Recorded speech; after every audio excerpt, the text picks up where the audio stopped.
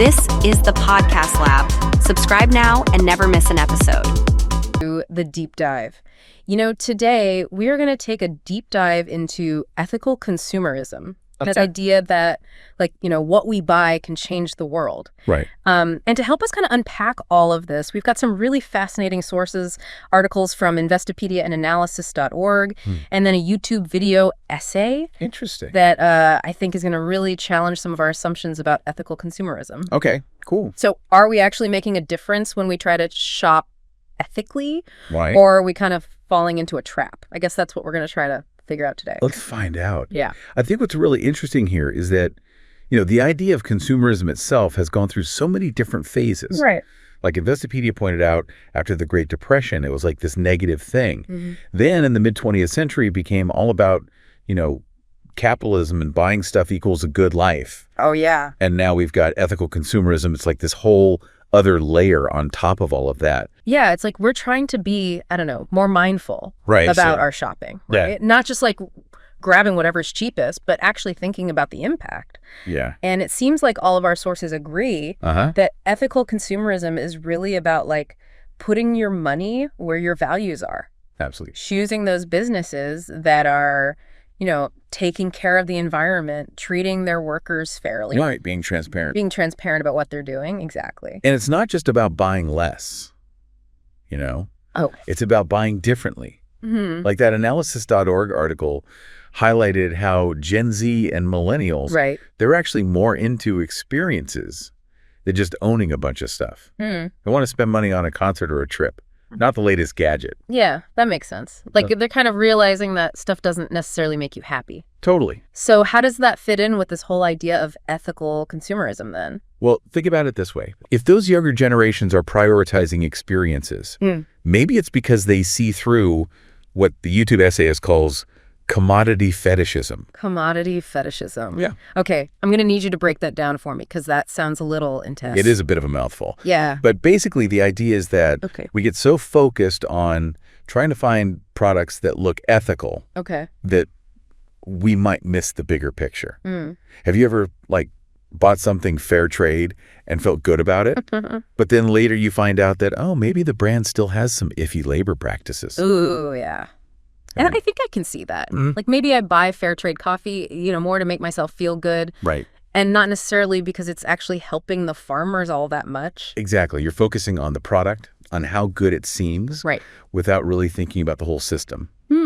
And the essayist, he argues that this can actually backfire and prevent us from making those bigger changes. It's voting with our dollar isn't necessarily enough. Well, the YouTube essayist seemed to think it could be a distraction. Okay. He was really pushing for collective action, like strikes, protests, pushing for those bigger policy changes, stuff that goes beyond just what we buy. Wow. Okay. So he's calling for a pretty big shift. Yeah. I'm not sure if I'm ready to ditch capitalism just yet. Right. But I do get his point that ethical consumerism can be a little bit like, putting a Band-Aid on a bigger wound. That's a great way to put it. Yeah. It really highlights that tension. A lot of people who care about this stuff probably feel right. Yeah. We want to do the right thing, but we're also kind of stuck in this world as it is. So how do we navigate that then? Right. Is it even possible to be an ethical consumer without falling into these traps? Oh, there are definitely challenges. Right. Like the Investopedia article brought up that ethical products can be more expensive. Yeah. Which makes them, not really accessible for everybody. Right, especially people with lower incomes. Exactly. And then there's that whole greenwashing thing. Greenwashing? What is that? It's basically where companies try to make themselves look all eco-friendly and sustainable. Okay. Without actually changing anything. Imagine putting a healthy label on a bag of chips. Oh, yeah. Just because they're baked instead of fried. Right. It sounds good, but it's not really solving the core issue. Yeah. And the essayist was really critical of things like B Corp certifications. Okay. Saying they've become way too easy to get, and they don't really guarantee ethical practices. He used that example of Nespresso, right? Exactly. A Nestle subsidiary. Getting B Corp certified. Yeah.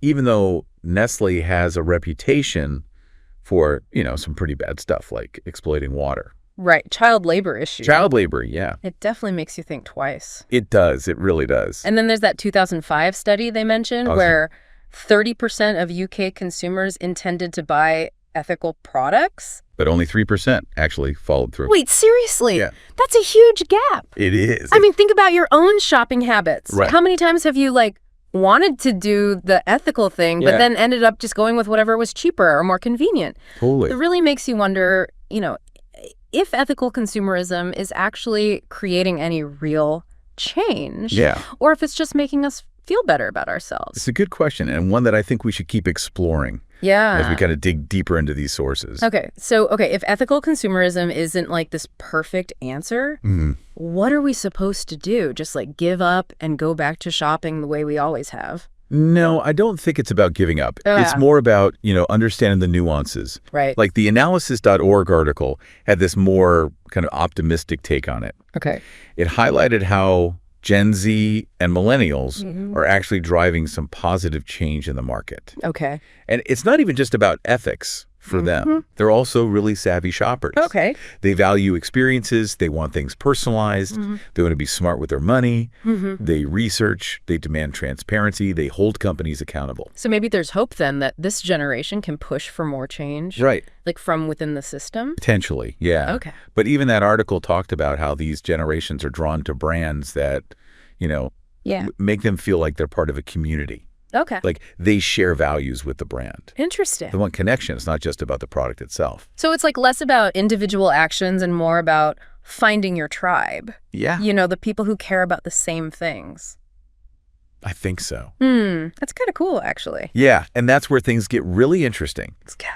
Because when you have people coming together like that around shared values, that's when you can actually start to see real change. It's like that saying, strength in numbers, right? Exactly. Totally reminds me of what the YouTube guy was saying about collective action being so important. Maybe ethical consumerism can actually help build those movements. Absolutely. By connecting people who care about the same stuff. I think it's a really powerful tool. Okay. When it's used intentionally, not as a replacement for other types of activism, right, but as a way to, connect with people, raise awareness, support businesses that are actually trying to do good. So it's not just about what you buy, but who you buy it from. Totally. And who you connect with through those choices. Exactly. It's like recognizing that our power as consumers is just one piece of this puzzle. Okay, so we've talked a lot about the challenges of ethical consumerism, but haven't there been some successes too? Yeah. I mean, haven't some of these ethical certifications actually made companies change for the better? You're right. We should definitely acknowledge those successes. Right. Like fair trade coffee, for example. Yeah. That's led to some real improvements for farmers. And the demand for organic products has pushed for more sustainable farming practices. Okay, good. So it's not all doom and gloom. Right. There is evidence that ethical consumerism can make a difference. It can. But I think the key is to be really discerning. Okay. Do your research. Support brands that are actually walking the walk, you know. Right. And don't be afraid to ask those tough questions. Yeah, actually following through on those good intentions. Exactly. Remember that study? Yeah. All those people who wanted to buy ethically but didn't actually do it. Yeah, we need to close that gap for sure. We do. It's we need to become more aware on every level, not just about the product itself, but the company, the system, and the power of our choices. Well said. It's about taking that holistic approach. Yeah. And maybe as more people start thinking that way, right, we could start shifting the whole system towards something better. When we started this whole thing, those ideas from the YouTube essayist about a total system overhaul, right, they sounded a little crazy to me. But now I'm starting to see the appeal. Yeah. What if we could design a system that actually puts people and the planet first? Now, those are the questions we need to be asking. Yeah. And that's what I love about these deep dives. It's not just about giving you info. Right. It's about making you think critically, challenge your own ideas. It's we're all figuring out together what it really means to be an ethical consumer. Right. And it's not always easy. It's not, but it's definitely important. It is. And, sometimes those uncomfortable moments, those are actually the seeds of real change. I like that. Yeah. Getting comfortable with being uncomfortable. Exactly. Okay, so where do we go from here? What can our listeners actually do to be more effective ethical consumers? Well, I think the first step is just awareness. Okay. Now that you got a better understanding of all this, you can make more informed choices. Right, like watching out for greenwashing, doing our research before we buy. Look past the labels and the marketing.